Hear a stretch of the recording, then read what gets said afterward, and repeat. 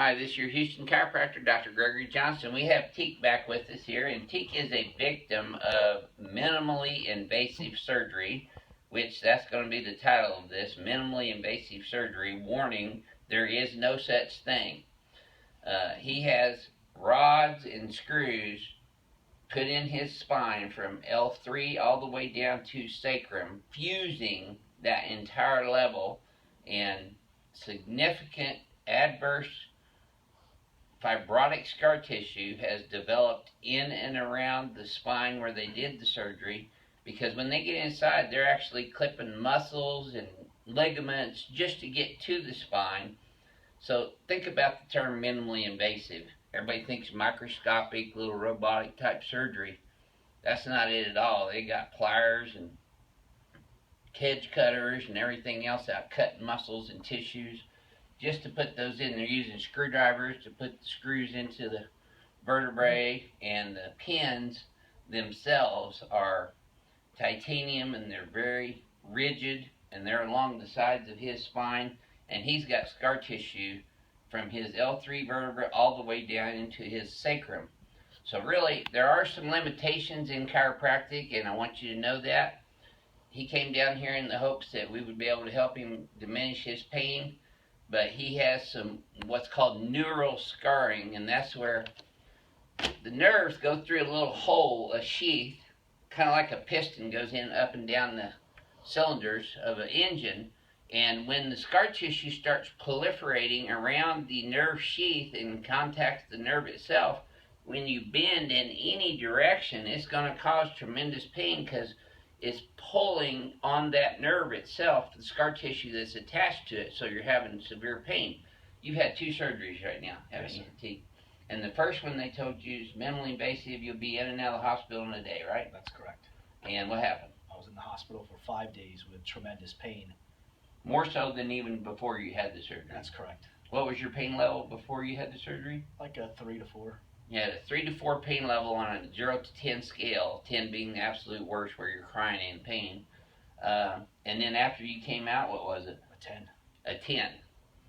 So this is a warning to those of you who are actually thinking about getting minimally invasive surgery.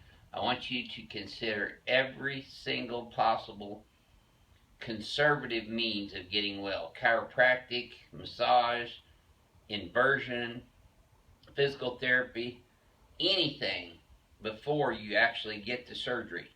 Because once you get that, it's a permanent thing. That's irreversible down the right. That's correct. You haven't been able to find anything since. Nothing. Including myself. And we've been able to help some of his pain level, but not really significantly impact him. So we're going to show you how we've been doing that. Okay, let's have you flex your hip forward and then backwards for me. Now see, just that, even right there, he can feel that pull all the way down. Go ahead and bend forward a little bit. He can tell him when it starts hurting. Right there. So he has severe pain in his lower back, just at like 25 degrees of flexion. Okay, you can straighten up. And does it hurt to straighten back up too? Yes. Yeah. And he's having difficulty sleeping, sitting, standing, walking. Almost any activity is very detrimental to him. We have improved his posture, however. See how your chin's up a little bit more today? A lot more. Yeah, that's a good thing. So we're sending him home with some recommendations about what to do when he gets home to remodel some of this scar tissue over time, and it will take time to do that. One alternative for chronic severe pain like that is a implant, which they put in the spine that creates an electrical conductivity in the lateral spinal thalamic tract that goes up the spinal cord into the brain, blocking the message. It's a neurostimulator, they call it. They also do morphine pumps and things of that nature. Okay, so Teek, let's have you come over here on your tummy. Now, we've been decompressing him using the inertial extensibilizer. However, his hips are really sore on the iliac crest from where the pins have been, so I didn't want to create any more pain today before he leaves Houston. By the way, the Texans are in the playoffs today. Go Houston. Yeah, right there it hurts. See, he's got a positive Knockless. Negative Deerfield, though. His leg was a half an inch short when we started. It's at least staying even now, so that tells us his sacroiliac joints are stabilizing just a little bit. We still do want to move him in a mirror image. And the only things I'm able to adjust at this point is his sacroiliac joints, which I'm adjusting his right one first, and you notice I'm doing that at a 45-degree angle away. I can move the SI joint in that angle, but I cannot move his sacrum because it's fused with a big old rod on both sides screwed to it.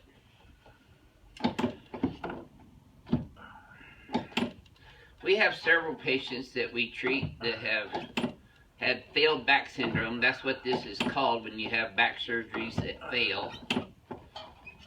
And some of them can actually do quite well if they get in here early enough before all that scar tissue starts proliferating and solidifying around the nerve sleeve. But if you don't start moving right away after the surgery and doing rehab, which it was too painful for Teak to do that. He was hurting so bad, he couldn't even participate in a rehab program.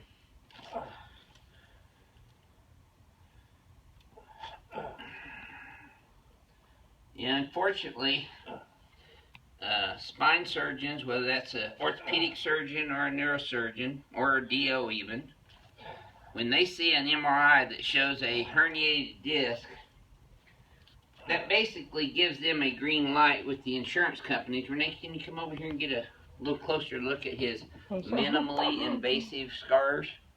These are just the scars where they entered, and they're about half an inch to 3/4 of an inch long, but he's got scar tissue all in his paraspinal soft tissues from there all the way down into his sacrum right here. So we have been using the Rapid Release Pro 2 on him, which this will actually help to create a high frequency that will break up some fibrotic adhesions of scar tissue, but it doesn't happen overnight and doesn't happen immediately. So this is something they're going to acquire, and they can do that at home. He showed his lovely wife how to do that yesterday and the day before. So we have provided them with some things to do at home that they can do to help him over the long term.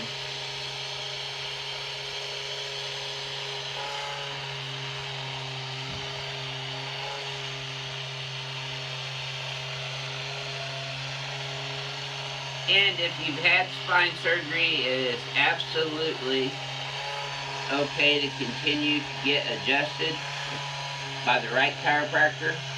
You don't want to have them twisting you on your side and the low back, because that's really hard on the joints, the sacroiliac joints, the ligaments, and creates ligaments instability, and that's all he needs at this point, is instability. He's wanting to become more stable. You notice I'm coursing the angle of the right SI joint going across the sacrum, and then coursing the angle of the SI joint on the left. And then we get down on his tensor fascia lata. A lot of people call this the IT band, and that's really sore, especially when I use this pointed one.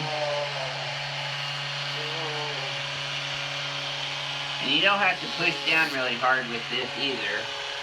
You just really let the weight of the rapid release itself kind of be on there. You just guide it. This side's not near as sore, but it's still sore, huh?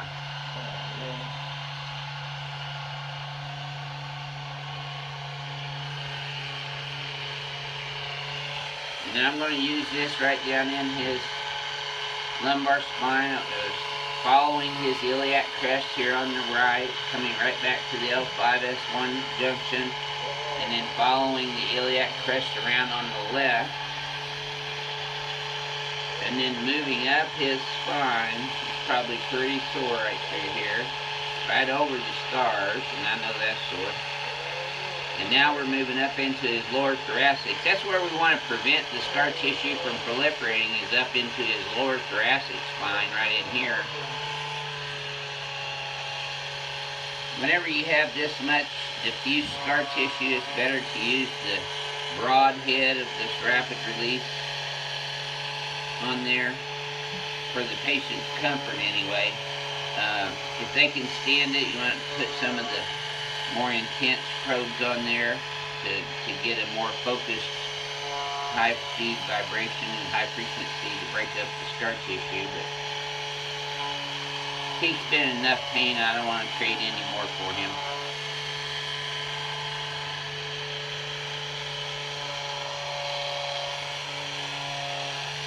They wanted to do neck surgery on me before, and back surgery on me before, bilateral knee, medial meniscus tears surgery before, and I have refused those in every single case and got done exactly what I'm showing you today, except I got decompressed as well. And especially those of you that have herniated disc, get the spinal decompression done manually before you ever consider having surgery of any kind on your spine.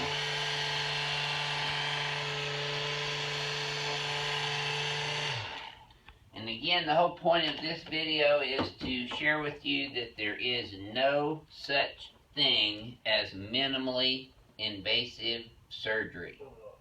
See, he's still having positive knotless and pain in his low back when I do that, but it did move a little easier. Okay, Teak, let's turn you on your back here now. So we still are decompressing him from his knees to his SI joints here and pelvis today, which will get the contact right at his knees here. Yeah, let this relax. There you go. Did you feel that all the way up? Yeah. Into your back? Lower back. Good. And same thing here. Yeah, very good. Okay. Teak, let me help you up sideways and face towards your knee there for me. There we go. Posture is very important for keeping his spine in a three-dimensional weight-bearing configuration that is strong and stable with gravity, and that's keeping his chin up and his head back, shoulders back. So we're going to reteaching him how to hold his shoulders back and do the mirror image exercises that will help him accomplish that over time. Because when you're three-dimensionally in a good alignment, posturally, your joints of the spine hold you up like pillars of concrete and are strong and stable with gravity. If you are misaligned,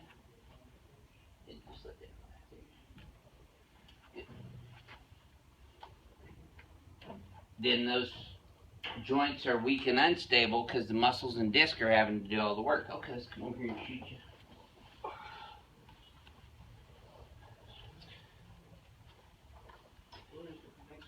Okay, let's have you flex your head forward and then backwards for me.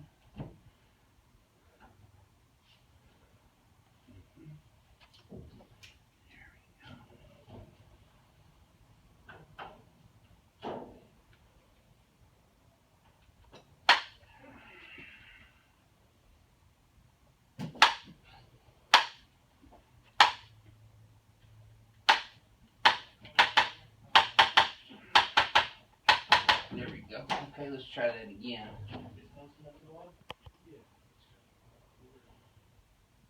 Okay, much better actually. Take a look at your chin. Chin is up a little bit more today. Good.